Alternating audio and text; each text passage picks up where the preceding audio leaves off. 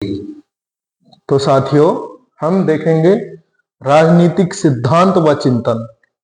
और राजनीतिक सिद्धांत व चिंतन में हम पहले देखेंगे भारतीय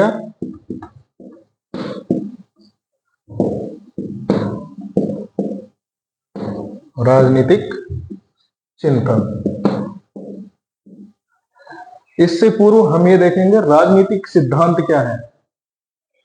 तो राजनीतिक सिद्धांत हम देखेंगे कि उससे पूर्व हम देखेंगे राजनीति क्या है, व्हाट इज पॉलिटिक्स, राजनीति।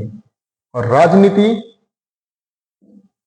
राजनीति के संबंध में दो विचारधाराएं प्रचलन में है, एक है भारतीय विचारधारा और एक है पाश्चात्य विचारधारा। तो हम राजनीति को देखेंगे भारतीय चिंतन में राजनीति,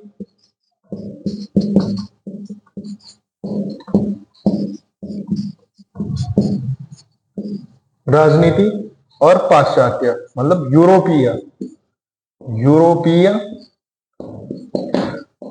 चिंतन में राजनीति। तो जो भारतीय चिंतन में राजनीति है, जैसा कि चाणक्य और अन्य जो भी भारतीय राजनीतिक चिंतक हुए हैं, उन्होंने राजनीति को जन कल्याण का साधन माना है। और उनका कहना है प्रज्ञा सुखम सुखैराज्ञः, अर्थात प्रजा के सुख में ही राजा का सुख निहित है। अर्थात कि राजा व राज्य का जो संपूर्ण दायित्व है वो प्रजा का कल्याण है। और यही कल्याणकारी राज्य की जो अवधारणा है उसे आधुनिक उदारवाद, या यूं कहें तो जो उदारवाद का नया पक्ष था, उसने भी कल्याणकारी राज्य के रूप में इसे स्वीकार किया है। इसे जन कल्याणकारी राज्य को, जो भारतीय चिंतन में राजनीति का एक कह सकते हैं कि भारतीय चिंतन में जिसे राजनीति माना गया है, और राजनीति माना गया है जन कल्याण को। और इस जन कल्याण को करने का कार्य था राजा का दायित्व। और राजा इस जन कल्याण के दायित्व का निर्वहन करने के लिए जिस नीति का अनुसरण करेगा वह राजनीति होगी।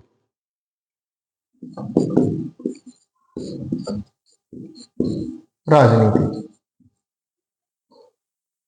वहीं जो यूरोपीय विचारक थे वो राजनीति को एक तरीके से एक सत्ता प्राप्ति का टूल मानते थे। राजनीति सत्ता प्राप्ति का प्रयास,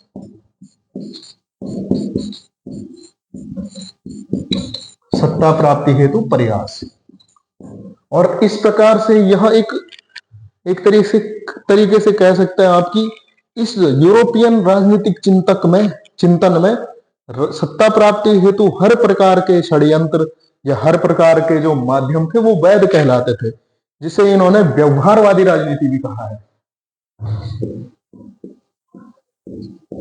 व्यवहारवादी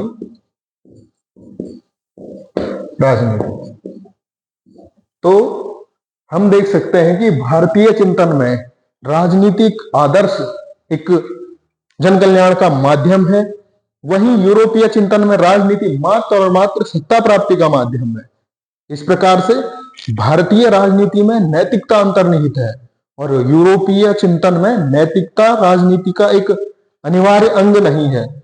वह निर्भर करता है कि क्या नैतिकता अभी आवश्यक है या नहीं है।